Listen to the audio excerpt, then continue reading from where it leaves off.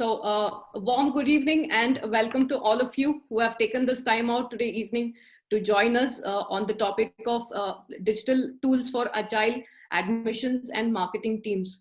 My name is Suprita. I'm your host for today. And to give you a quick brief about myself, I have spent the last 12 years aggressively in sales and marketing, prominently across industries. So I've held an experience from IT, then pharmaceutical, as well as, I've spent 6 years in education, where a couple of years I've run my own institute, post which I was responsible for admissions at another institute. And thereafter, on my search for digital tools, just like all of you today, I happened to meet Abhishek 4 years back, and the tools that he had, it kind of drew me, and my love for technology drew me to this company.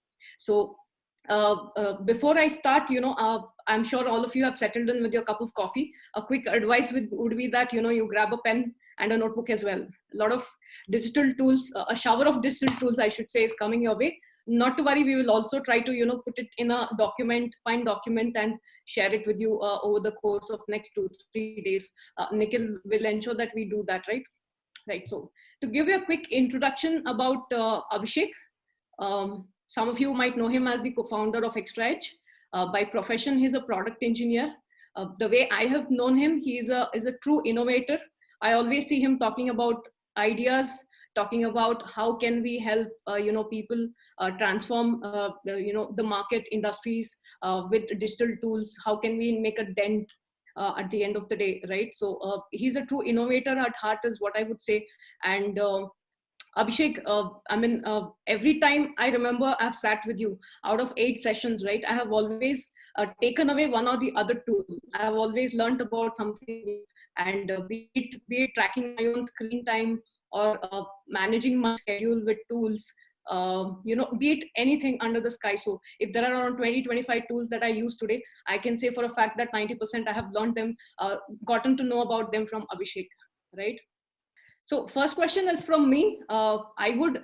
This is something that has been on my mind forever. I would want to know, how do you manage to find so many great digital tools that you apply to yourself and share with everybody out there? How do you manage to find these tools? Do you go explicitly looking for them?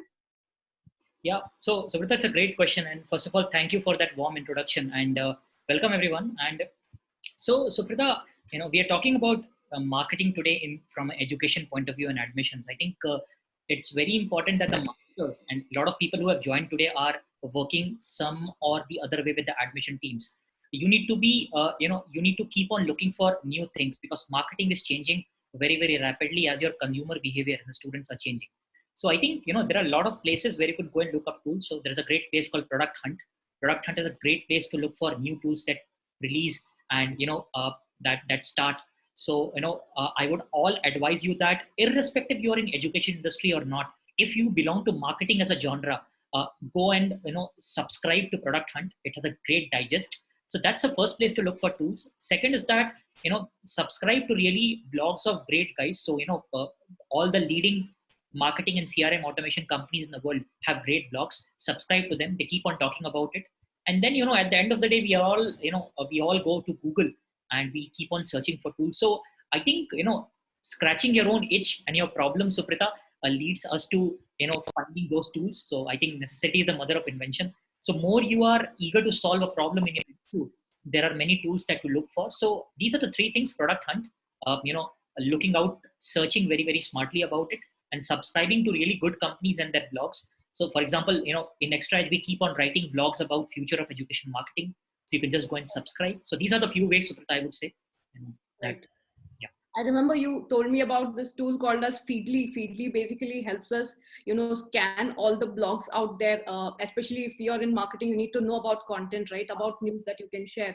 So it's free, it's a free tool. So for guys here so for all of you that you want to know more about different types of marketing tools, go to the websites or the blogs of the people that you respect who are there, and then you can put the RSS URL in a Feedly, and they will, whenever a new content comes, it will pop up. So that's a great way of curating your own, I would say, your own encyclopedia of marketing tools.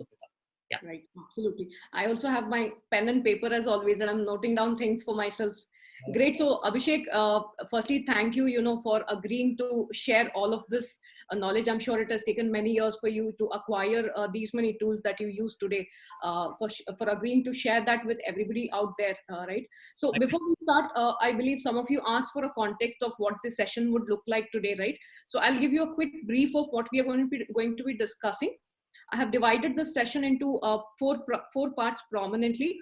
Firstly, we will talk about the evolution of the education marketing industry for the last 20 years, 10 years, and also the last 5 years, how it has changed and how education institutes, marketeers prominently should adapt to this particular change, which is prominently because of technology and student behavior. So the first 15 minutes we talk about that, followed by a 15-minute session on core digital marketing tools for admissions, where we also have a rapid fire round. And that will be followed by, what would happen next? What are the tools, the future tools that you would require because of COVID? What has been the change?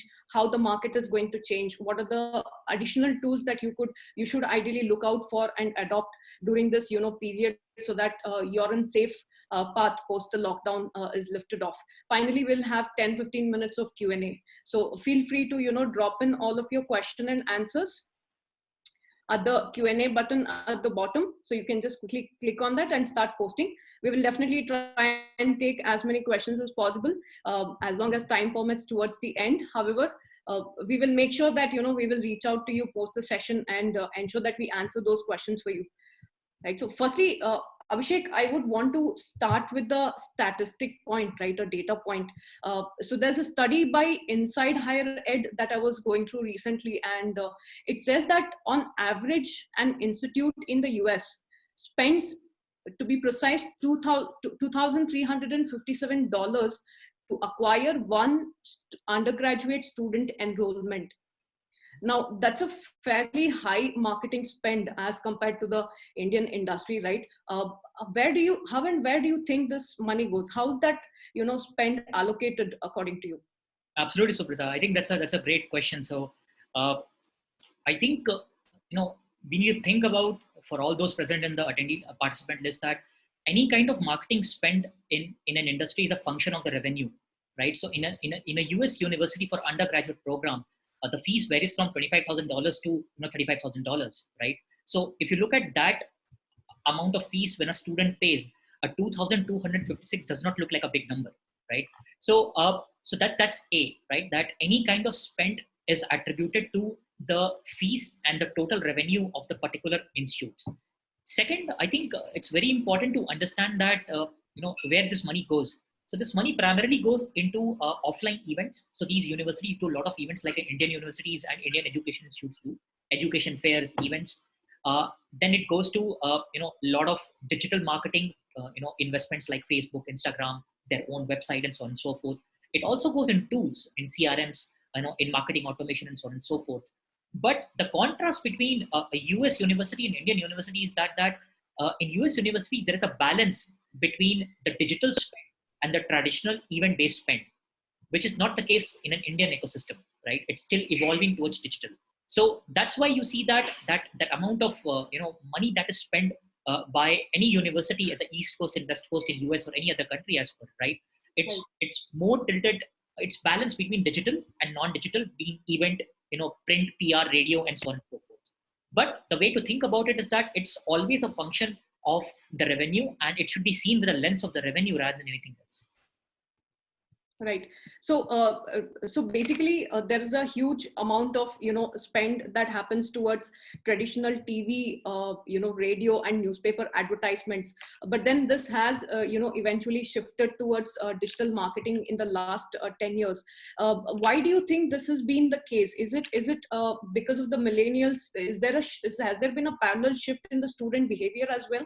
Absolutely. So TCS and IAN and Gartner did a study in 2016-17, Suprita, that they surveyed around more than 250 education institutes of all shapes and sizes across Asia and India.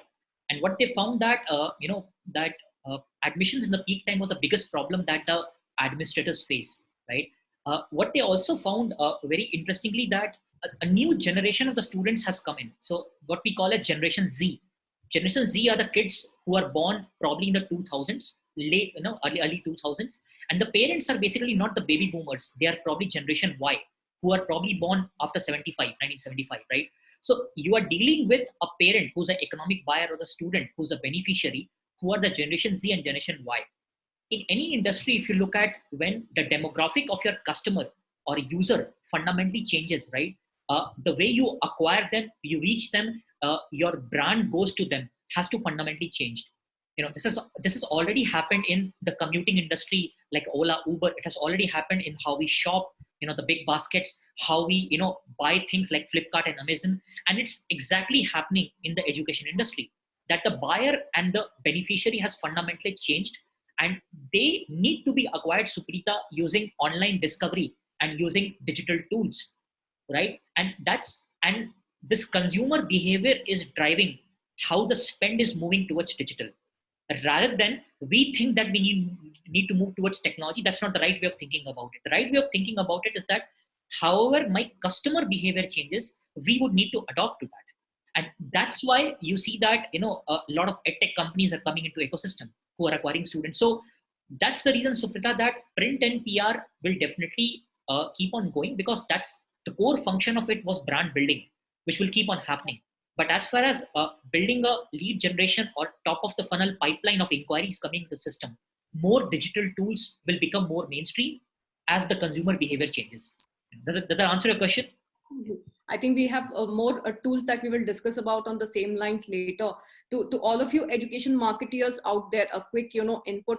Pitch Madison advertising report of 2019 says that budget allocation to digital marketing was 71%, while at the same time 70% of education institutes have a marketing budget of more than 45% on digital. This tells it all. So on a broad sense, if I have to sum that up, basically there are three segments in marketing the way I've understood it. One is brand building, number two is lead generation, number three is lead nurturing. So these are three important stages today for any marketeer to focus upon. So as Abhishek rightly said, brand building is something that needs to be consistent overall. It's not something that drives immediate results, but then that is something that any institute need to keep on doing. Could be through quality education, delivery of programs, university tie-ups abroad and things like that. However, lead generation and lead nurturing is directly handled by the admissions and marketing teams. That's where a lot of tools will play a role. So as Abhishek rightly said, tools will play a major role in lead nurturing as well going forward. So having said that, warm welcome to all of you who have just joined in. This is Suprita, your host for today. I am in conversation with Abhishek about digital tools for Agile admissions and marketing teams. So what we are currently discussing is that print media is not going to die out soon. Institutes should definitely continue allocating a partial budget to print media, and also focus on growing digital marketing along with a lot of other lead nurturing aspects. So Abhishek, many marketeers, when I speak to them day in and day out, right, always ask me about what are the new sources of lead generation. So let's talk about that for a bit. I would want, what's your stake on this thought process? Should institutes go after new sources all the time? Are there that many new sources coming out, or should they strategize on growing their existing sources like Facebook, Instagram, things like that? Absolutely, Suprita. So Supta, you rightly said, I'll come to your answer to your question. So for all people on the participant list, right, we really need to understand that there are three aspects. So a print ad or an ad on a flight magazine or an ad on a hoarding, we are not saying that that's going to die. That has a very specific purpose of outreach and building a brand. So that ad might also bring in probably employers to your institute, not necessarily students to that institute. It might help you get more grants and so on and so forth, right? But the second part towards it, which is basically demand generation or what we call lead generation, in that, the tools like Google AdWords, Facebook, Instagram, these are playing a huge role to it. And the important point to note here is that the way to think about it is wherever these students are moving, right, your advertising dollars or money needs to move in that direction. So case in point being, platforms like Snapchat, platforms like Instagram, platforms like Facebook. We don't know what is going to happen with a Spotify or a TikTok. Probably they'll also come with their own ad platforms. So you really need to understand that where is my student spending most of their time. So either they're doing a Google search, so maybe a Google display ad or a Google text-based ad becomes very, very relevant and very, very contextual in that case. So these are few of the platforms of I see. So one platform I definitely see are the social platforms where Facebook, Instagram is gaining a lot of prominence, and Snapchat, that will play a huge role. A. B is that Google AdWords is very, very nuanced, Suprita. It's an art. It's an art, and institutes need to have a dedicated person who understand keywords, who understand display, who understand text-based advertisements, and who understands remarketing, right, in a very, very clear context. So just to give you, a overall context to it, remarketing is a secret hidden tool people do not understand. So for all the people in the audience, basically what remarketing does is that if somebody comes to onto your website, on your online web page, you can track them and show them relevant contextual ads on Facebook, on a Google platform, ad platform, and you just need to leverage that. So that's a very great way of doing it, Suprita. And third, I would say that any kind of third-party information sites, for example, the likes of Shiksha, where students go for more information, they will continue to innovate themselves because they have to, and they are a very good way to listing yourself and to get the demand generation and spread more awareness about yourself. So just to summarize, Suprita, three aspects: brand building, print, PR, TV, radio, that will continue definitely. Lead generation, new online and digital tools needs to be understood. And I again re-emphasize, there needs to be a dedicated person and team that needs to understand that because it's evolving. And third, the third party student information sites, they need to be carefully orchestrated and listed, and they need to be invested. So these will be my three answers to your question.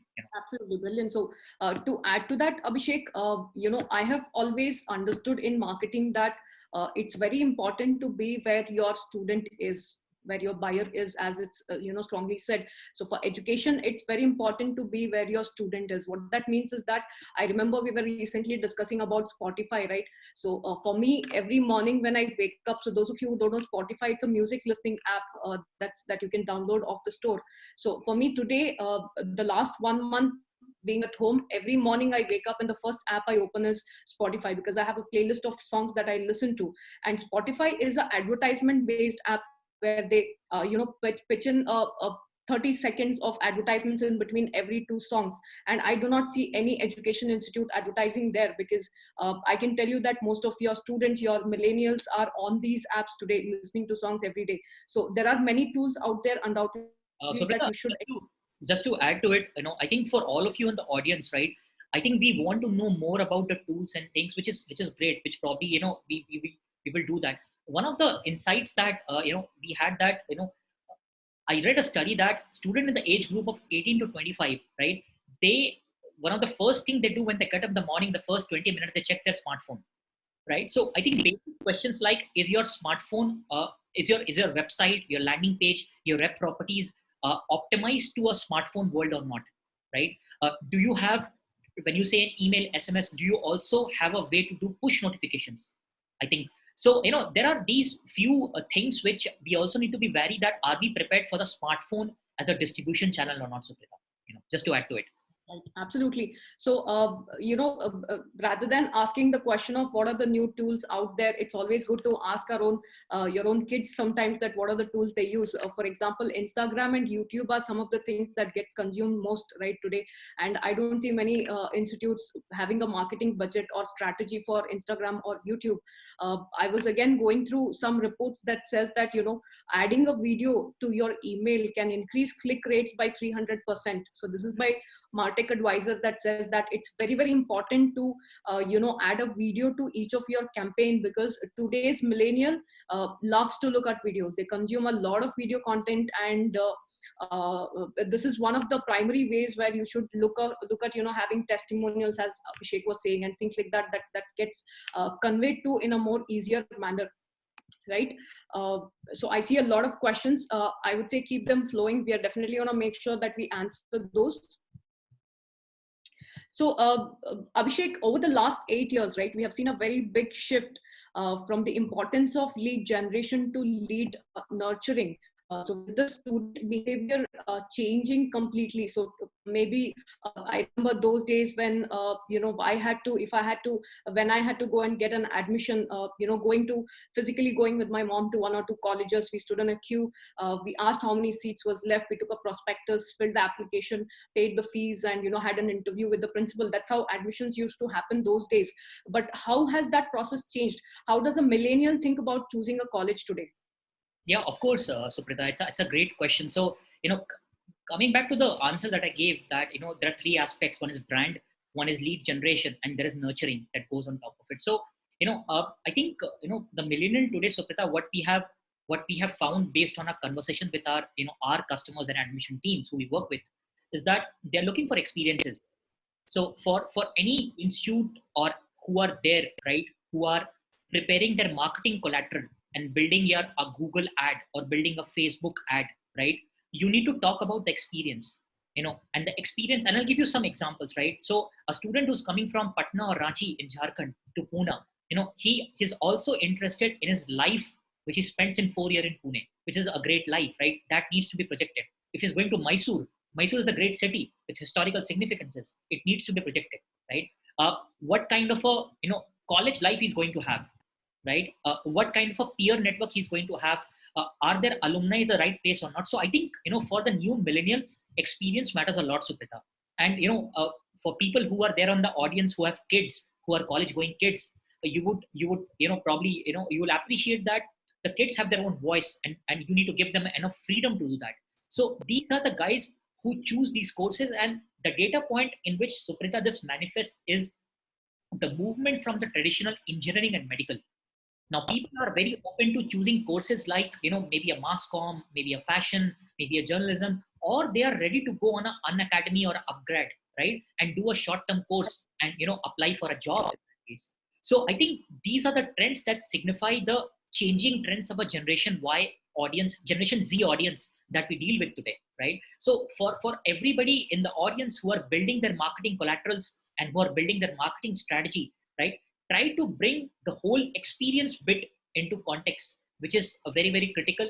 What probably an Airbnb does, Suprita, very, very handsomely, or a Make My Trip does, or a HSBC bank does. They try to bring in the localization and the experience part very, very clearly in the brand, which really needs to be brought out, I would say. Right. So Abhishek, as we move to the second session today, a golden question which I have been asked over and over again, right, from many admission directors and marketing directors out there. So I pose that question to you: how do I reduce the team size, or lesser run down on my marketing budget, and yet achieve the same number of admissions or maybe more admissions? Is this even possible? What are your thoughts on that? Yeah, absolutely, Suprita. So I think I would go back. So for all of you in the audience and for all the people working for admission teams, right, there is a very basic maths that probably you would need to do. And the basic maths is as follows: that if I have 100 rupees in revenue that I get from fees, what percentage of that I can spend ideally in marketing, right? So that's the first step. And when I need to spend that money in marketing, what I also mean that I also need to spend that money probably in a telecalling team, or in my counselors training and counselors salary, and so on and so forth. Along with that, I also need to spend money in getting the right technology tools in place which accelerate those inquiries. So I would say, Suprita, that for an institute probably which has only 50 students, right, and the marketing budget and the technology choices will be proportional to that. But for a big university or a big coaching or test prep or a vocational institute who have a bigger pool size and higher fees, I think this will vary. That's the first, a very macro element that we need to factor into it. Another thing that I would like to tell you is that for a university who are probably, for example, in Himachal, or probably in Punjab, or probably in Gujarat or a Tamil Nadu, a lot of colloquial effects come into picture. So a student from Tamil Nadu will join that institute. He would probably may not want to travel a lot. Maybe from Gujarat, he would want to take admission in Gujarat. But that is not the case in UP, Bihar, Jharkhand, from where I come from. We don't have those kind of opportunities there. So we step out. When we step out, we need to be discovered by these institutes. So the brand need to reach us very, very clearly. So I think so second part is that we need to localize and contextualize how the brand is perceived in our own, playing field. That's the second point. So for somebody in Gujarat and probably in Punjab and Tamil Nadu, print PR radio might make more sense. And having a landline number where a toll-free number can come in, and a tool like an IVR linked to a very tight CRM will play into a lot of input, because there will be volume of calls that come into picture. But an institute in Karnataka or maybe in Maharashtra, right, putting more money in digital, probably in a Facebook, in a Google AdWords, and having a dedicated team, and then getting the leads via APIs into a CRM will make more sense to it. So I would say that seeing into the lens of A, what is your revenue versus your marketing budget? Where are you located in the geography? B, right? And then investing highly. So I always think, Suprita, when I talk to a lot of marketers, that any money that goes into brand building and admission is probably more of an investment, and it should be seen as a lens of investment rather than a cost. Right. So there's a quick question I have, noticed related to this. Question is, who, as per your experience, is a decision maker for admissions? Is it the student or? Right. So it's a tricky one, Suprita. I'll try to answer to best of my ability. I think the way to think about it is that every student, and we all have been students, goes through a maturity cycle of decision making. So a student in the class 10 perhaps would need a guidance or a parent to handhold him, which is not the case with the student who's applying for an MBA. I think so. As we progress through the maturity level of our own age group, right, I think the decision maker shifts more towards the parents, towards the student. So to answer your question, if I'm applying for a master's program or applying for a PG program or a MBA, which is a PG program in a nutshell, I think the decision maker is the student himself. But probably for a undergraduate program, or probably a skilling program, or for a program of a coaching and a test prep, I think the decision making is both the student and the parent, with a more tilt towards parent. Surprisingly, Suprita, if we have vocational or a reskilling or skilling institutes who are part of the panel, I think here the decision is totally towards the student, and you need to help the student, because in that case, a student might not be capable enough, or parent might not be capable enough to give the decision. In that case, the role of a counselor and admission teams becomes very, very important to consult that parent and student to make that decision. Saying that, Suprita, with a pinch of salt, I'll say that I think the winner is always the counselor, and I have huge respect for the counselor and the admission teams. I think with the power of CRM, marketing automation, email, SMS, calling, I think they are the right guys to consult the student and helping the parent make the decision. That's where tools like video counseling and those things will come very, very handy. Right. So we will talk about that in a bit, Abhishek. So according to you, what are the two must-have digital tools for admissions and marketing today? Absolutely, Subra. That's a great question. So guys, I will answer this question in two parts. So if I'm the marketing manager, I think there will be two tools which will be the bread and butter, and I probably need a team who understand this, or I need a team probably who's expert in this, or I myself is an expert in this. First, I would say are a combination of Google Analytics and Google AdWords. They are the bread and butter, Suprita, right? So analytics helps you understand your website performance, your bounce rate, your incoming traffic flow, and how your marketing campaigns are working. It's a great tool, complicated tool, but very underrated. We only look at the overall things of visitors. We don't look at very sharp things like average time spent, what is the bounce rate, what are the channels through which the traffic is getting routed to my website. Is it organic? Is it paid? It is inorganic. So right. What I mean by organic is that, do students search for Institute ABC and directly come to my website, or students click an ad and come to my website, being an organic or paid? That's the one. Along with Google AdWords. Google AdWords probably is one of the most profitable and successful business model in the history of business, right? It's 96-97% of revenue of Google today. So understanding Google AdWords, I would highly advise you guys that probably you can take a course, or you can bring in very very nuanced people who understand this trade. Few of you might also work with digital marketing companies, so which is great. But having an in-house team who understands is super useful. And in this case, text ads, display ads, remarketing are the three things that you can fundamentally do, Suprita. So that's super useful and super important, right? And second, I would say that which I would see is the backbone or spinal cord of any successful marketer in an education. That's having a CRM. It might seem that trying to beat our own our own horse, but in that case, I would say that having a CRM and complete flow of leads flowing into your platform, and clear understanding of what marketing is working for me, not working for me, offline and online both, and digital too, and then churning that through drip marketing and segmentation and campaigns, and giving the power in the hands of the counselor, Suprita, is super useful. So that's, Suprita, this will be from a marketing standpoint, I would say analytics, AdWords, and a CRM.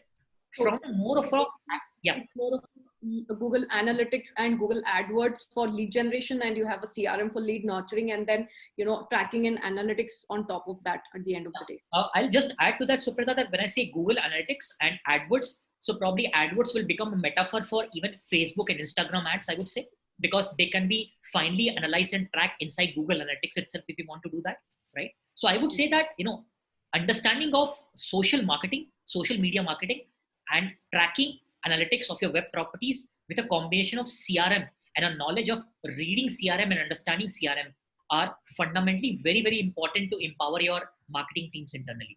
Right. So talking a little more about lead nurturing out there, right? So traditionally we have all adopted to SMS and email form of lead nurturing. That's one of the prominent ways that we have known. So doing a bulk SMS or bulk email. So what are your thoughts on drip marketing? Although it has been in the market for 3 decades, right? Since 1992, are many institutes have adopted to drip marketing? Also a follow-up question on that is, what will be the advanced next level of drip marketing? What is the automation out there that institutes can quickly plug in? What are the tools that they can quickly plug in and automate this entire nurturing process? Absolutely, Suprita. I mean, it's a great question. So before we become practitioners, Suprita, we are the consumers. So we are the consumers of drip marketing. So whenever you see a book recommendation by an Amazon, or probably a notification via email by Facebook, or you get a mail from Flipkart about you have bought a book, you can buy a bookshelf, right? That's basically drip marketing into play, right? So we all have been consumers to drip marketing for probably around 25 years. So in a simple way, what does drip marketing mean is that you understand your journey of a student who at the start of the journey, they need to be nurtured and they need to be brought in to have an audience in terms of a walk-in or in terms of a dialogue with your counselor. So you need a more, I would say, value proposition marketing in the form of email, SMS, and WhatsApp. But if the student has moved down the funnel, Suprita, and he has already walked in or has touch point in online and offline world, I think remarketing and Google ad works wonders, because what it does is that it re-emphasizes the brand. It tells you that you are the right brand, you are making the right kind of noise. So that's where, re-emphasizing through remarketing and AdWords makes a lot of sense, I would say. As we move down the funnel, Suprita, I think more personalization, the student and the parent is looking for advice, right? So more physical, one-on-one, probably in these times, it would be video-based, a video counseling, and that kind of a communication makes more sense to it, right? And also in all these nutshell, I would say that you really need to understand that you have been, and the people in the audience, you have been doing admissions probably for the last 5 to 10 years. You know what kind of a communication is required. So any kind of a tool, a marketing automation tool, through communication outcomes like an email, SMSs, a WhatsApp, a push notification, all these could be set in an array of sequences over your admission timeline, Suprita, and can be left in autopilot. Gone are the days of bulk email and SMS. Those are probably dead and the outcomes are very poor, right? Using that scientific way of drip marketing and segmentation campaign and planning each and every journey based on your branding, your nurturing, and your lead generation, that's a great way of understanding marketing and fine-tuning your complete communication strategy and brand strategy. So Abhishek, you mentioned segmentation, right? I also have a statistics on that by Campaign Monitor that says marketeer who have used segmented campaigns note as much as 760% increase in revenue. So if you can just share with the audience what exactly is segmented campaigns, how it functions, if you can shed some light on that. Absolutely. So for all in the audience of that, that's a good question. Think of it like a funnel problem, right? So there is a funnel. And the funnel looks like this at the top, right? So here at the top of the funnel, your leads are there. The leads are flowing from many different places. You understand that some of the leads are more important than others. So if a student at the top of the funnel is coming from your website contact us form, it's a highly qualified lead. But if a student probably is coming maybe from a third-party listing site by just clicking a couple of things, or it's a bulk data that you have bought and you're nurturing them, the quality of them at the top of the funnel is less, right? So as these leads seep on down the funnel and you use various outbound communication like a phone call, like an email, like an SMSs, these funnels keep on trickling down and start to get narrower. And Right. as you move down the funnel, you need different types of communication. So a drip marketing campaign, Suprita, will be ideal at the top of the funnel, right? But at the down of the funnel, a calling and more personalized chat will become very important. So mistake which I see a lot of people do is that hey, I got these many leads. Why don't we start to call them? That strategy no longer works because you'll get spam, right? So making sure that the funnel is clearly nurtured, and as the funnel gets narrower, more personalized communication mechanisms like a phone call, a click to call, or probably a WhatsApp, or probably like more of a more email or text based communication or a push notification can be given to it. So what segmentation does is that it gives you a technical tool to clearly set all these outbound touch points of email, SMS, WhatsApp, push notification right from your top of the funnel to your bottom of the funnel across your total admission cycle. And that's fantastic, because that's a revelation for marketers, because this is done in a very manual way. And whenever anything is done in a manual way, Suprita, we are prone to fail because human vagaries come into context. So, just to give you a context to it, in ExtraaEdge, we have a very deep drip marketing campaign and marketing segment. And what we have seen is that people adopting to it, like a, like probably fish to a, to a river, right? They clearly adopt to it. And the kind of outcomes we have seen in terms of response rate of the candidates when they are into a drip marketing campaign using tools is absolutely phenomenal. And campaign monitor is absolutely right. And to end this question answer, I would say that there's a very golden saying that not everyone is your customer. Right. So an institute probably in Bhopal and an institute in Tamil Nadu or Mysore, you need to understand who is your audience. Everybody is not your audience who gives a cat or a J. And the funnel allows you to scientifically come down to your prospects and remove your suspects, and segmentation accelerates that process, Suprita, many folds. Absolutely. So we have a rapid fire round coming up. So stay tuned, where we talk about some of the best digital tools across different areas.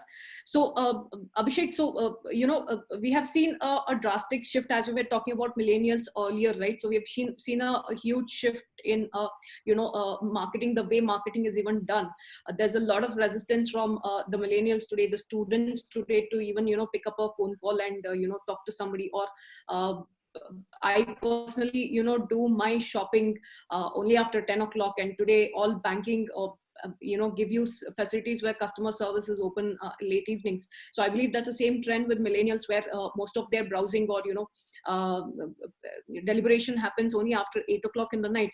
So what is your recommendation for this year? Should marketers stick to push marketing, or how much of an important role will conversational marketing play? What are the tools in conversational marketing that they can quickly adopt to? Absolutely, Subhita. There is a great question from a gentleman who said that, can you do a step-by-step process of how can we increase admissions, right? So I'll try to fuse that question, which a lot of people have, along with the conversational marketing bit. So I think, the way to think is fourfold, guys, right? The first is get your online properties right. You need to have a great website which is optimized to smartphone and mobile. That's the first step. That's the first hygiene that you need to get in place. If you don't have that, nothing will work, right? So that's the first step, right? The second important step is that your website, right, needs to be optimized in terms of keywords and SEOs. So the content and the copy that you write on a website should not be like everybody does that. It needs to be thought after from a brand perspective, right? So the content needs to be thought after. That's the second part to it. Now the third part to it is that now you need to make sure that people come onto your website. So you need to generate demand, and people need to come. For that, you have to pay, you have to spend. And that's where Google AdWords and Facebook ads play a huge role. Why? Because either the student is searching, or the student is spending time on social network or social platforms. So that's the second part, guys. The third part is that when these leads are coming, and at the same time, you also need to do your offline activities, which probably in a non-COVID time you would want to do. So seminars, webinars, offline events, going to school fairs for a university, for a B school going to engineering colleges and so on and so forth. So the field force collecting data and so on and so forth. So that is clearly happening. The second part and the B part to it is that listing yourself and making yourself visible on the proper student portals like the likes of Shiksha and so on and so forth. In the local colloquial terms, Just Dial and Sulekha and so on and so forth. So that's the third part to it. Now you have your online property, you have your lead generation mechanisms. Now you need the technological tools to churn your lead. You need to have a very, very robust CRM on which your counselors, your marketing guys can call the students, send out communication, run drip marketing campaigns, and you can look at which channel is working for you and are the leads getting churned properly or not. So that's the, I would call 4-step process of getting your online property right? Getting your lead generation and your lead, nurturing right in the third part, and making sure your team is aligned to it. And coming to your question, Suprita, and adding to it, when the students are coming onto the website, most of the times what I've seen people fail, they do the ad part right, okay, but they don't have the right tools on their website or the landing pages. People come and the traffic is lost. So what we call the marketing money gone down the drain. So the marketing had done its job well to bring the people on the website, but they go because every website looks the same. So in this case, tools like chatbot, conversational bots makes a lot of sense. And I'll tell you why. Because the student who's coming to it or a parent who's coming to it lives in a world of WhatsApp and a Snapchat, in a chat world. What it means that these people are fundamentally used to communicating in a chat paradigm. So when they come to your website, right, if you greet them by an automatic bot, right, it makes a lot of sense rather than having a static live chat, which is not functioning 24/7. So, we need to understand that conversational marketing will make sure your marketing dollars or your bounce rate will be contained. And bounce rate is a very, very important factor, that if 100 people come to your website, 90 people leave in the first minute, and that needs to be controlled. So in that case, conversational platforms, conversational bots, chat bots, NLP, come into play a lot, and you really, really need to look at that as a strategy, Suprita. Absolutely. I can resonate to that so much, Abhishek, because I personally don't remember the last time I, read a website thoroughly for more than 2 minutes, for that matter. 2 minutes is also a long time, right? And most people today, most consumers today expect businesses to be open 24/7. And I think that's the underlying fact of the popularity of Amazon, Flipkart, and platforms like this bring, where the peak sales happen at 12, and everybody is used to being online after 10 o'clock in the night. So I think this is brilliant strategies for marketers to adopt. So I have a rapid fire coming up. So I hope all of you have taken your notebook and pen handy. So Abhishek, I'm going to bombard you with a few questions. I hope you're ready as well. Yeah, absolutely, Suprita. Yeah. Okay. So I just want you to take maybe 1 minute. I'll limit you to 1 minute or one sentence on each of these questions. Yeah. Also, I would want you to mention if these tools are free or they're on the paid version or they're on a freemium version and things like that. So Abhishek, you ready? Yep. Yeah, Suprita. Yeah. What is the best graphic designing online tool for a layman like me? I don't come from technology. So for somebody like me, what's the easiest tool out there that I can use? Absolutely. And so Suprita, for why this is important for admission teams is that I'll spend 30 seconds on that, right?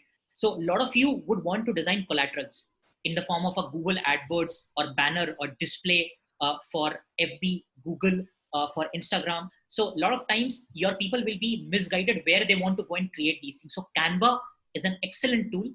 It's a freemium. You can go and sign up for it, right? So Canva is an excellent tool to build a great, ad content and display content if you want to in terms of your ads, right? Another tool which I really like, Subrata, is a tool called PictoChart. PictoChart is a great tool to build infographics, banners, posters, which can be used in offline and online events. Even I'll challenge people that even they can go and create those things. So Canva and PictoChart will be two tools that I highly recommend to people to go and check out. Those are freemium. Those are both paid, but as I said, Subrata, I see those as an investment and not as a cost per se. But people can go and sign up for a freemium and free trial and look at these. So Canva and PictoChart would be, I'll highly recommend teams to recommend to their internal teams to, use these tools to design these marketing collaterals, beautiful collaterals. So this question has been asked several times by audience in the previous webinar as well. So Abhishek, according to you, what is the best alternative to Zoom? Okay, so I think my question to the audience would be that why do you need an alternative to Zoom? I think probably because there is no tool probably who's offering a 45 minutes video free at a speed and at a resilience and at a quality that Zoom does. If you don't have a lot of very external security aspects which a government has probably. So I think Zoom is still rules the rules, Suprita, very, very clearly. But there are definitely tools. So Google Meets. So for, I don't know people know in the audience or not. So Google Meets is a paid tool, but for the COVID 3 months, it's free. So it's linked with your Gmail account. So any of you can go to Google Meets and you can start the video kind of tool, and you can invite people to it. You can take classes if you want to do that on Google Meets. So Google Meets is a great tool, Suprita. Then there are other platforms like Jitsi and so on and so forth, which could be done. But I would say, as far as video is concerned, there is also Skype, by the way. We all know Skype. We have been doing Skype for a long time. But I would say that Google Meet and Zoom are my top two takeaways, Suprita. Okay. What are the best website analytics tools? Okay. So this is where it gets a bit geeky, guys. So all the people in the participants and in the attendees, right? Getting the ads running and spending money is the first part, but the most important part is to optimize them, is to understand. And there are 3 or 4 things that you need to do in order to use those tools. One, you need to understand that how your ads are working. A, you need to understand what your competitors are doing in terms of their own strategies. C, which keywords are working for you, which keywords are not working for you, and what are the trends that are working out for you. So is there a blog that is working for you, which you can relink back to your website in terms of a backlink? So in that case, Suprita, tools like I would say, Moz, then tool like SEM Rush. Those are great tools. By the way, these are all paid tools. So what these do, that they allow you to do a comparative analysis. They allow you to understand what keyword in your industry, right, works well, which allows you to have a good conversation with your digital marketing teams. And C, it allows you to understand how your inbound content. So if you're writing content for your audience, how those contents are working, and who are the leaders in your industry who are writing great content. So to give you an example, Suprita, if you're running a B school, you can go and look at who are the B school thought leaders in the country, whose blogs are very, very great, and you can invite them to write a blog for you, and you can recode their blog, which will drive traffic to your website. It's a hack. It's a growth hack. So I think SEM Rush, Moz, but I would say that Uber Suggest is a great tool. It's a free to an extent. So Uber Suggest, Moz, and Opt-in Monster, and SEM Rush will be my top 3 takeaways. Okay. And what are the add-on tools for a website that you would recommend? So to some of you, right, Abhishek also leads our digital marketing efforts for ExtraaEdge, and he has also been a marketer himself for a long time. And I'm sure, Abhishek, you use a lot of tools. Do feel free to give them away today.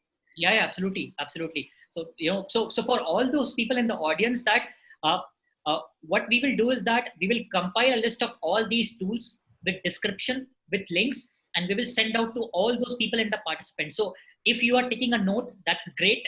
That's great. But if you're not, don't worry about it. We'll be sending it out to your description probably in the next few days. So be rest assured. So coming to your answer, Suprita, I think for I would say that. Suprita, can you repeat the question? Yeah, so add-on tools for websites. So I believe you were talking something about exit. While exiting, there's a pop-up that great. So that reduces bounce rate, or add-on tools that you can quickly plug into your website to absolutely. So generation.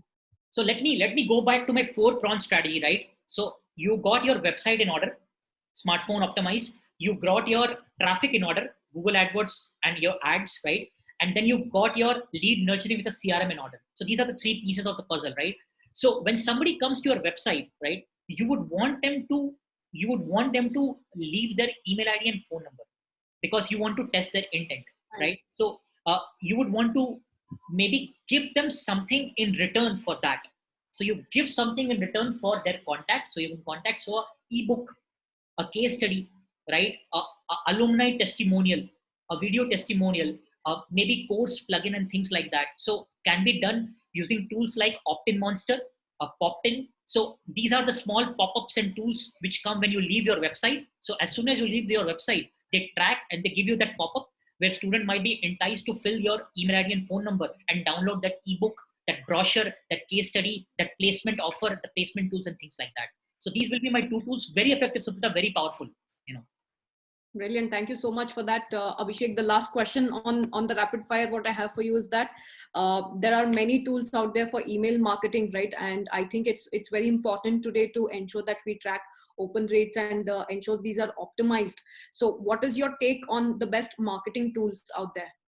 Yeah. So for guys in the audience, email is still your best friend as far as outbound communication is concerned, if used judiciously and well, right? So I think it's very important. So Suprita, I think your email marketing or your marketing should be very deeply tied with your CRM, because then it will become an isolated tool which does not understand the context of your lead. So it's like you upload a sheet and send an email, that does not work. It needs to understand that this guy came from probably a particular location from Google Adwords, interested in a course B, where counselor has already spoken to him or her for probably around 15 minutes, right? So in that case, there are tools like SendGrid. There are tools like, I would say, MailChimp. They are there. MailChimp is more for curating your newsletter. I think SendGrid, which is under Twilio, is a very important tool. But SendGrid has to be integrated with a very hardcore CRM in order to do those bulk campaigns and use segmentation to do that, Suprita. So these will be my two picks. Brilliant. So there's a question that I really like from the audience. Mr. Ajender Pal Singh and also somebody anonymous who has asked the same question. I believe, Nikhil, you can also answer this. What are the best video making tools or editing and creating tools out there? I think, Suprita, so for guys in the audience, that I think I would highly advise you don't create your own videos. It's a highly nuanced art.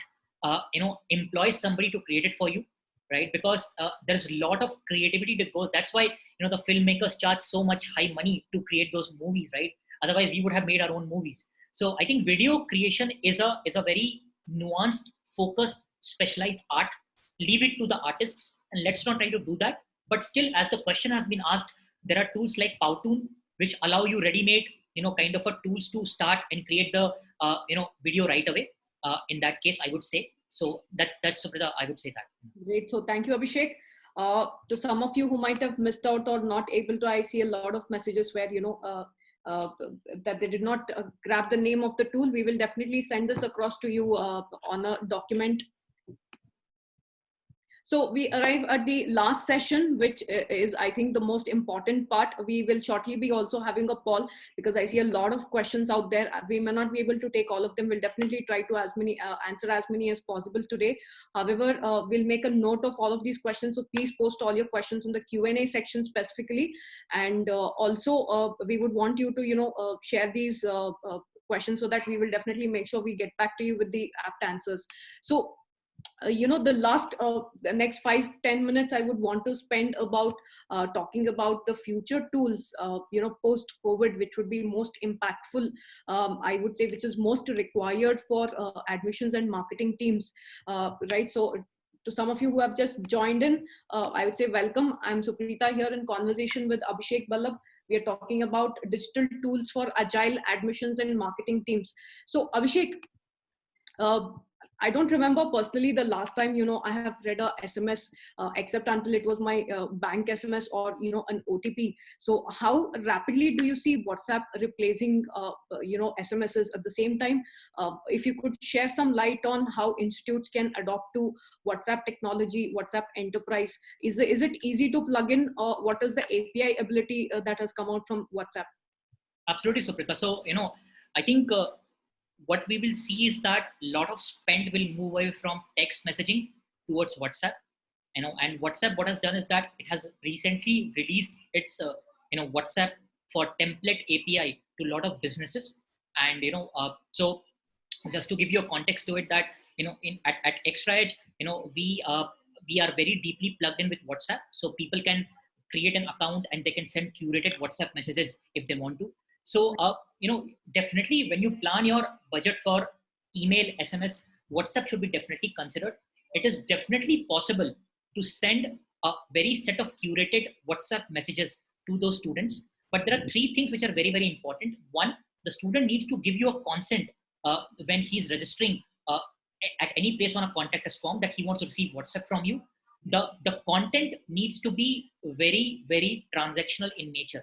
You cannot do what you used to do in your SMS world, all those transactional and promotional. It has to be purely transactional in nature. What I mean by that, that information about the examination dates, about the admit card, about address of the institute, about the visit for a walk-in, results of an examinations, coming and meeting a parent and a meeting schedule. These are transactional in nature. These can be definitely done via WhatsApp. So definitely WhatsApp will play a very, very important role, Suprita. But again, I keep on repeating this again and again. A very powerful, end-to-end CRM and marketing automation, probably, like an ExtraaEdge, as a matter of fact, right, needs to be very deeply tied with WhatsApp as a strategy along with email and SMS at the top. Because then only you can have a very clear segmentation strategy towards WhatsApp. So definitely, I will highly advise everybody in the participants and our audience and the teams to look at WhatsApp as a strategy, because today you can do that, and it's definitely possible to do that, and you should do that. All right. So, what according to you will be most important tools, Abhishek, for post lockdown? What are some of the things that institutes should start adopting right away that will help them drastically when the lockdown is lifted? Yeah. So I saw a few questions regarding proctoring examination and tools like that, right? So I think we will share that individually with you, sir, for in case there are any tools which are non-admissions and marketing in nature. We will share you that list also. There's a great blog that we have written. Nikhil can share you the link of the blog. You can go and check it out for yourself. So I think, Suprita, what is going to happen after lockdown? And we have spoken about so much about COVID. I think now it's 45 days. And and we were speaking about it that now we are dealt with a lemon, right? So we need to make lemonade. We just need not say that this is how it is, this is how it's going to play. And I think the institute and the strategy teams need to accept the fact that we are living in a place where social distancing and lockdown is now a reality, and the strategies will be bound around that. Saying that, I think all the people in the audience need to think about what we call as the second order effects. So the first order effects are, we are concerned about our health. We are in a state of lockdown. But the more important is that I think 4 very, very important points, that when the kid talks to you and the parent talks to you, right? Is your institute, when they come physically after the lockdown, is it sanitized? Are the health and safety aspects taken care of? And what are you doing about it? A. B is that when you're talking to them, a lot of people will end up losing jobs. Parents will end up losing job, and they will be cash crunched. Their salaries will be cut. So does your institutes offer fees in an installment or in a way which suits their appetite to pay? B. That's very, very critical, Suprita. Third is that learning tools have to be online in nature. So tools like Viz IQ or Thinkific, which allow you to take online classes and online examinations, and they clear your doubts. You need to have a clear tech stack or technology stack on that. Fourth, and very, very importantly, Suprita, I think these are the emotionally quotient aspects of talking to the students and the parents. So I think all the marketing team should go back and talk to their counselors and change their script. You cannot be tone deaf. You cannot just talk about that, please come and take admission in my college. You really need to empathize with their conditions, and you need to empathize with their situation, and your script will change. And in this case, Suprita, inbound and outbound calls, right? And automation of inbound and outbound calls will come into context. I'll give you an example, Suprita, right? So we just about to release a tool where into a product where whenever somebody, a prospect comes into the CRM, right? Automatically after a trigger, calls can go automatically to the counselor and the students in an automated fashion. Right. Now, this is a very good playbook, Suprita, for maybe a student who has already come for a walk-in, but now is at fence sitting, and he's very, very curious and concerned about it.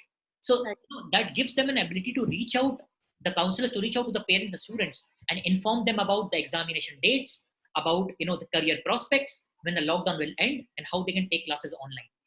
So again, long answer to your short question. So I would say that these are the things that I would want to think about in a post-lockdown. More importantly, please don't be tone deaf. Be empathetic. Change your script. Change your website copy to suit this kind of audience. You will be perceived as very, very very, very consultative in nature, so as to speak. Brilliant. I hear you, Abhishek. So nurturing is the norm. It needs to be, consistently done. I think you're right there in saying that, as the way that we are ourselves scared, right? I'm sure that everybody out there is, and ambiguous about what is going to happen. It's very important that we continue to speak to parents and students on, irrespective of what the things are, the government is taking adequate measures. AICT UGC is doing their bit to ensure that things come on to track, irrespectively. But as admissions and marketing teams, it's important for us to continue talking to them, perhaps not sell to them, but then nurture them, talk to them about, educate them about what are the changes, or as you said, content. Talk to them about, give them information of what potentially could happen when the classes would begin and things like that. So great. So I think, Abhishek, I can't thank you enough to having taken this time out today. To all of you who have requested for the tools, undoubtedly we will mail them across to you.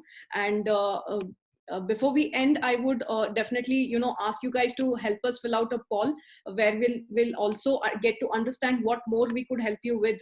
And that's very important for us to understand what our next session could be on. It helps us to pick what are the things that you're looking out for as admissions and marketing teams. So Nikhil, are we taking the poll live? The poll is live. Just a second. As Nikhil, schedule the poll. So for all of you in the audience and in the attendee list, make sure that we discussed about so many tools today. We will be sending out that over to you over an email. And along with that, we also have done a kind of a case study and a research on the impact of COVID on education.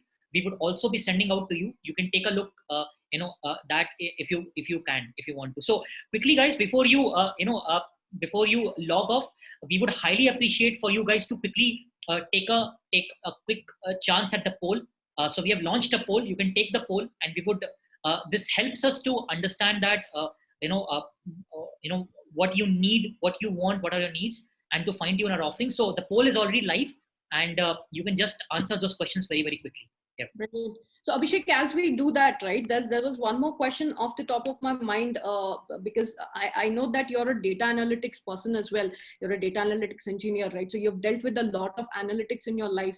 And if you can just, share, you mentioned that, there has to be tools for lead generation, for lead nurturing, and then analytics on top of that. So what are the type of analytics or, reports or numbers do you think every big or small institute should, start tracking immediately? Can you give us maybe 4 or 5 numbers or conversion ratios, or whatever it is that you feel that? There's actually 4. Okay, one is lead to walk-in. Very, very important. So in my 4-step process, right, you generated a lot of leads via your paid campaign. How many of those students or prospects from inquiry or leads are coming to walk-in?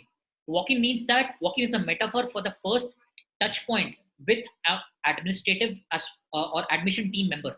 It could be via probably physical, video, and so on and so forth. So that's the first metric that I would always want to track as a marketer, lead to walk-in. The second metric that I would want to track is walk-in, right? To walk into enrollment. So, did my counselor did a fantastic job of convincing about the value proposition or not? Because marketing has done its job, but probably the consultation or the counseling failed to do its job. So walk-in to conversion is something that I will definitely track, Suprita, right? The third thing that I would want to track is what is my cost to acquire? So if I spend around 50 lakh rupees in Google, Facebook, and third party like Shiksha, right? What is my ROI per channel, right? So ROI per channel is something that will track. It's very simple. I generated 100 leads by Google Adwords. I spent $100. I got 500 admissions, 500 rupees. So my ratio is 5:1. It's a good ratio, right? So how many conversions are happening? That's the third part. And fourth part is the performance of my counseling team. So number of walk-ins done, number of conversions done per counselor. Do they require training, more hand-holding, or is that metric spot on or not? So these are the 4 core tenets of lead to walk-in, walk-in to enrollment, channel ROI, and counselor ROI are the ones that I'll track. Brilliant. Thank you for that insight, Abhishek. There's a lot of questions on CRM that I see. We would not want to take that. Just before, guys, I think we have seen a great, reply to the polls. I would highly recommend you guys to take the poll, because that will help us, decide the topic for the next session. So, kindly before you leave, do definitely take the poll. I'll highly recommend you to do that. Yeah, Subrata, go ahead.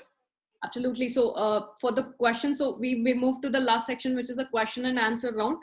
Nikhil, I hope you're ready with your top 2 questions, top 3 questions, how much ever the time permits. Yeah, we have around 65 questions on CRM. We will not be taking today as such. I have left a link onto our website, but we would love to sit one-on-one, because CRM is again a very, very vast topic. It becomes very difficult to Abhishek undoubtedly, if allowed, can talk a whole semester about these things. I'm sure, Abhishek. So but then go on to our website and you can sign up for a one-on-one discussion with any of us, and we will definitely make sure we take out 20-30 minutes to answer your questions there. For that, for I think quite a few people are like dropping. So all of you in the panelists, in the participant, one thing that Mr. Vasuki and everybody, I would like to say that please do not consider your marketing as a cost. Please consider like an asset and investment, because the dividends will go long year. That's what we have seen. That's why a Gillette, a P&G still advertises about that's Mark 3, right? We all use that. But I think investment in marketing, Suprita, and this is my personal opinion, an investment in marketing tools, in a CRM, in a marketing automation, in Google AdWords, in Facebook ads, it's a core investment of brand, and making sure that the admission is not driven by a consultant or probably a physical person. Like it's driven by the brand itself year on year, and it goes stronger and stronger year on year. That will be my passing and final notes to everybody in the audience. Brilliant. Thank you. Yeah, Nikhil. Yeah, so we have quite a question, but I'm just going to cover the common ones that Nikhil, you are not audible. Can you be a bit louder, please? Yeah. Hello. Questions now. Yeah. Yeah, so there are around 65 questions, so I'm just going to cover some common questions that most of them have asked. So one question is, do we have any specific AI tools to reach students in social media? Right. So I'll cover the part of reaching social media. So there are tools, guys, like Hootsuite and Buffer, who allow you to schedule your social media post in the future version. So I can create all my 3-month campaign on Hootsuite or Buffer. These are paid tools, and I can set my social media campaigns right away. We also use Hootsuite, so you can do that. That's one. As far as AI is concerned, I would say that what can be done there is using a bit of predictive analytics to understand whether the student probability of taking admission is there or not. So basically think of like that based on your past conversation, your past admission and non-admission. There are tools which can significantly tell you whether a particular student will take admission or not. So just to give you an example, at ExtraaEdge ourselves, we are in a private beta of our core proprietary predictive analytics, where we can look at your all conversations of your comments, your email, your SMS, your leads, and we can give a probabilistic answer to you whether the student will take admission or not, and what is the next step for a counselor to take an action on. So both these things. So I think the AI and ML part, Nikhil, will get more percolated in the CRM bit, not probably in the social media bit. It will be more tools like Buffer, and maybe I would say Hootsuite will play a major role there. Yeah, I agree. So there is one question. So according to you, what is the right time for college to give ads? What college to give ads? Right time for colleges to give ads. Right. I think, I would say that you should not stop giving ads even after your admission is over.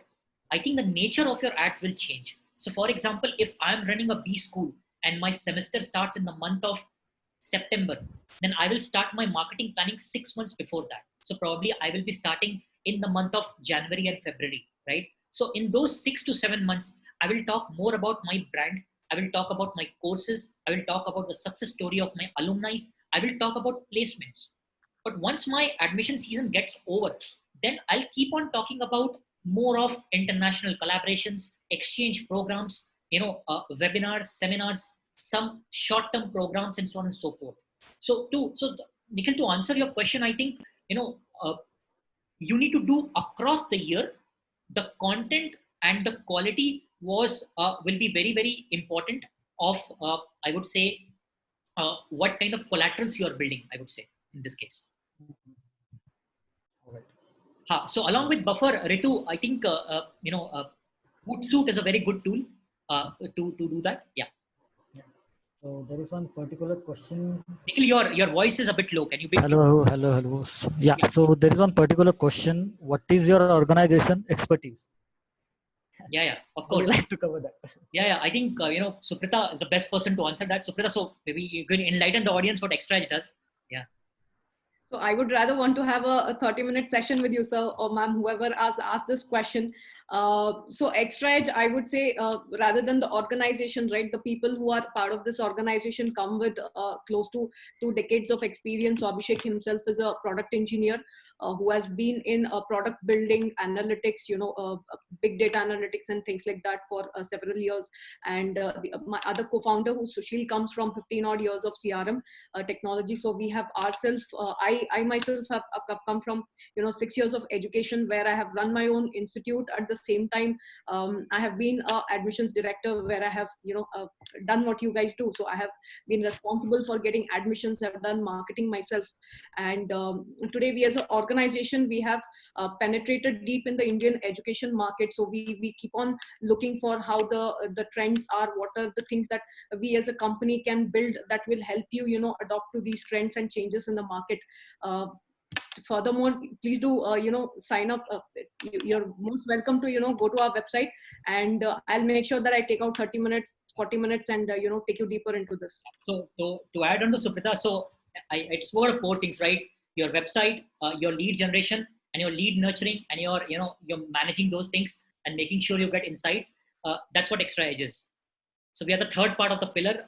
We are the core marketing automation and CRM focus dedicated for the education industry, and we power more than around 135 odd institutes across the country today, along with customers in Dubai also. Right.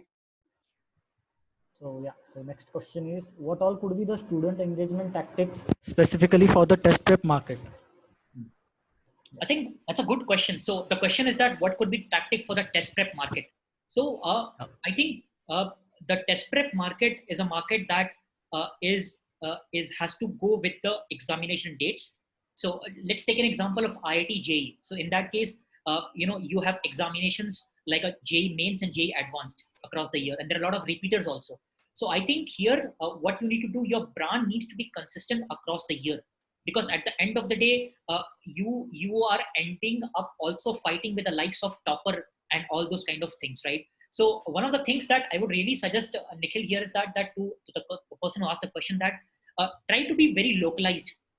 Okay, so if you are a coaching institute in Haryana or maybe Chandigarh or Mysore, I will want to be the best coaching institute in Mysore, and I would want to do a lot of hyper local ads. So ads like Just Dial, Sulekha, local ads, local hyper local Google ads are something that we would be very core focused doing, right? Because that will be giving me an advantage in my own territory. That's the one part, Nikhil.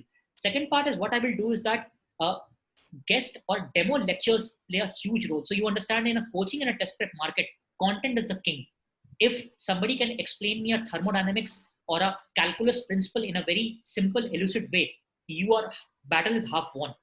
So talking about it, giving out a demo lecture, and allowing students to take those demo lectures and then signing up, I think that's a great strategy.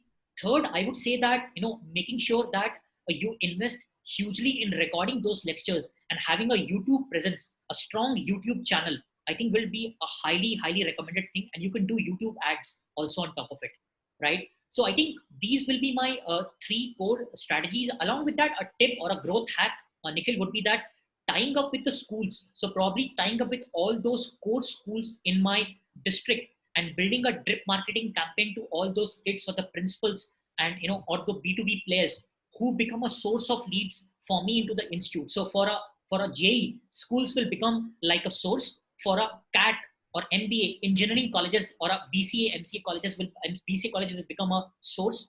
For probably maybe a medical program like class 10 or 12th will become a source. So you need to do a huge tie-up with these local sources to make sure there's a clear lead flow happening and coming into the context to it. Yeah. All right, okay. Thank you for the answer. So I just have 2 more questions that I want to cover. Rest we can cover on over. Yeah. I think we can, Subrata, we can take 4 more questions, 3 to 4 more questions, I think. Right? Okay. Yeah. All right. Go ahead. Yeah, you are allowed to take few more questions. Yeah. All right. So I will take the best question. Yeah. So I have one question. So someone from the attendees want to know how can you run a WhatsApp campaign? Okay. Can Absolutely. So I think, there are 3 steps if the attendees there in the audience. So for all the people, you have to register yourself as a WhatsApp for business. That's one, right? Second is that you have to get your curated templates which you send out to the audience approved. So what I mean by template is whenever you go and do a booking and book my show and make my trip, you receive a pre-curated message. That's a template that needs to be approved, transactional in nature. That's second. And third, you should have an ability to capture that responses of student if there are responses back into your CRM, right? So these are the 3 steps. I think Suprita will be more than happy, ma'am, to take this offline and answer this question in a more detailed way. ExtraaEdge has its capability to integrate your WhatsApp strategy to it. So more than happy to take this question online. But these are basically the 3 fundamental steps to get it started. Nikhil. All right. Abhishek, thank you for the answer. So my next question would be, just let me check. Nikhil, How can we different. Sorry, my net is unstable over here. Yeah. So how can we target those students for admission in low budget? In low budget. Yeah. Okay. So I think, I'll try to answer this question in a different way. So I have never seen, seldom seen IIT or IIM advertise itself so much. But you see that, the CAT and JE people flock towards it because the brand has been built over a period of 50 to 70 years, right? My point to it is that if you're optimizing into acquiring your customers or building your brand, I think that's not the right strategy. That strategy will work if your intake is low. So if my intake is around 10 students or 20 students, then probably I have the capability to only invest this much. But if my intake is also large, so investment in marketing and brand are basically core investments and should not be seen as a cost. But as far as to answer the question in a cost effective way and a low budget, if there are constraints to it, I would say that going back to your alumni or to your existing students and success stories is great. So you should run a referral campaign via your existing students. It's free of cost. You can run a referral campaign. You can ask your prospect students or your existing students to forward into their own networks and things like that. You can record a video testimonial of your few of the students and success stories and use a tool like ExtraaEdge to do a drip marketing campaign on top of it. Even using ExtraaEdge, you can build a lot of references and tools, and you can build this surveys. You can do those things. So I think, Nikhil, I'll say that go back to your people who have believed in you and leverage them using referral network and word to mouth to do that if you're constrained as far as budget is concerned. All right, Abhishek. Thank you. So the next question is, what should be the ideal budget for marketing institutes in terms of number of admissions? Absolutely. So I think these are heuristics, Nikhil. These should not be taken as a facts. So what we have found by working with around 135 odd education institutes with probably crores in marketing money and lakhs of leads flowing in that, in education institute, if your fee is around $100, we see people end up spending around, I would say, 8 to 10% in marketing. So for every $100 of revenue that you're bringing in your institute, on a median, on an average, you should definitely spend around $10, right? That can go more far when you are in a competitive space. So probably if you are a test prep company or a IS coaching company, probably in Delhi, where there are 10 more people, that 10 will ant up. That will probably go to around 15 or probably 20 because you have a lot of competition too. So I think, Nikhil, the ratio that I will give that for every $100, right? I think minimum 10 to 15 should be spent, and out of 10 to 15, I would highly recommend that 40 to 50% should be thought after from a digital standpoint. Yeah. So I think we should take our last question. So, Yeah. So someone from the attendees says that there are too many tools out there and so much noise. But if you can briefly tell about 5 to 7 essential tools that any education institute need right now. Okay. What would that be? Okay, guys. So it's a good question. So I'll take 5 topics, Suprita, and I'll do a quick tool for all of them. So for your Website monitoring and website optimization. Highly recommend using Google Analytics for your ads. A knowledge of Google Adwords and Facebook ads or Instagram ads is very, very critical and core essential for creating your digital collaterals and online tools, online ad, kind of ad cohorts or ad properties. A tool like Canva or PictoChart is really great, I would say, for monitoring your website and your competitive analysis. A tool like Uber Suggest or Moz is very, very effective, very, very important. And finally, for your entire end-to-end, lead nurturing, marketing, automation, and things, a CRM is very, very core and essential. And companies like us, ExtraaEdge, who are one of the leaders in the education CRM space in India, are probably one of the possible choices that you could explore. So these will be my 5 core tools as far as education marketings are concerned. Now, as far as learning, test taking, proctoring, and online classes, it's a separate topic altogether, Nikhil. All right, For which people can refer the blog that we have written. Yeah, sure. So there are a lot of more questions, but I think we would be covering it over email. So we would be answering all the questions. Nikhil, we can take a couple of more questions. I think we have a couple of more minutes. We can take 2 more questions. All right. Just let me.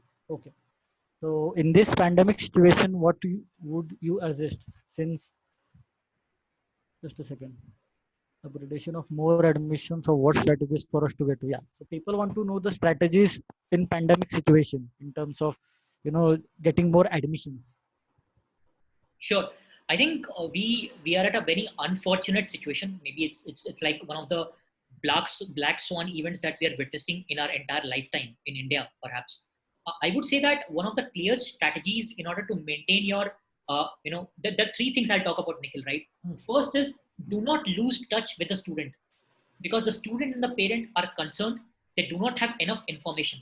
So your counselor should be calling them, should be reaching out to them. Your emails and your WhatsApp should be going out to them. You should be more in connection with the student, reassuring them about your value proposition plan, and so on and so forth. So that's the first thing that I would highly recommend that you do. Keep on maintaining that communication. Keep on answering that question, their uncertainty, and so on and so forth. Right? A lot of students do not know that the AICT or UGC, they have given a recommendation that the classes can start from the month of September. But a lot of the institutes know that they need to communicate back to the parent and the students who's worrying about their admission cycle or their current academic year. 1, right? Second, Nikhil, I think very important that that we keep on making sure that all the queries that are coming onto your website are constantly getting answered by a chat platform or probably or a bot platform very, very clearly. A lot of students and parents will end up coming to your website after 7 o'clock in the evening, right? When your counsel is not working, probably the day is done. So having a very clear conversational bot or a conversational platform strategy is very critical to auto answer those questions, Nikhil, in these times, because people will flock to get answer to those questions. That's my second point.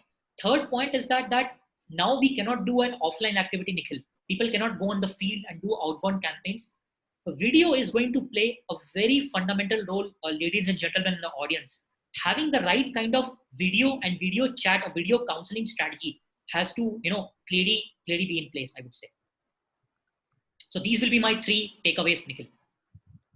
All right, Abhishek. All right. So I think we should be moving on to our second and last question for the evening. Yeah, let's take the last question. Yeah. So people want to know on what basis or the criteria the student would be taking admission in any institute or college. So what would be the criteria that he would be deciding that I want to join this college, I want to join that college? Sure. So I think, Nikhil, it's very subjective. It depends on many things. Placements for a university and B school, it's prima facie placements. Great academic lifestyle. What will be the life at institute B? What kind of faculty we have?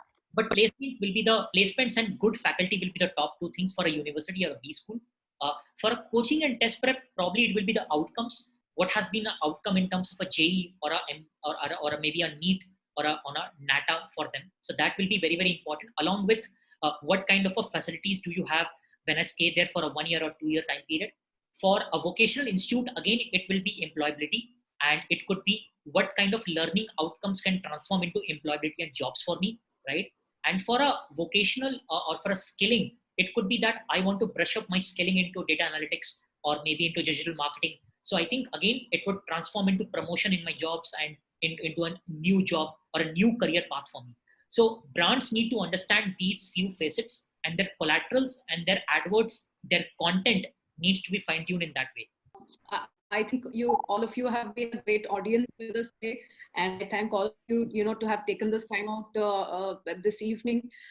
It's a pleasant weather out here in Bangalore, and I'm really glad that that we had this session, and I look forward to more sessions like this. Feel free to leave your questions on marketing@theextraedge.com.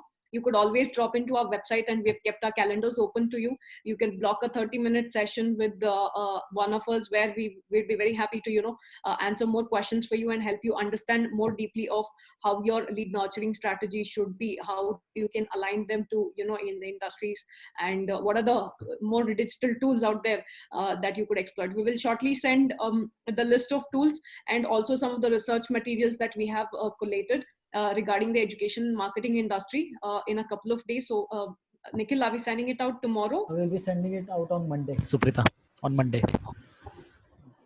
And ladies, look out for it in a couple of days. Yeah, of course. We will make sure we answer all your questions, guys. So be rest assured, all your questions on tools, strategies, and aspects will be answered to you, and will reach your inbox by Monday end of the day. Absolutely. So thank you, guys. It was a splendid evening for me, and I look forward to hosting more sessions for you guys. Thank you very much, and thank you, Suprita, for hosting me, and thank you everyone, and have a safe one, and enjoy your weekend. Thank you.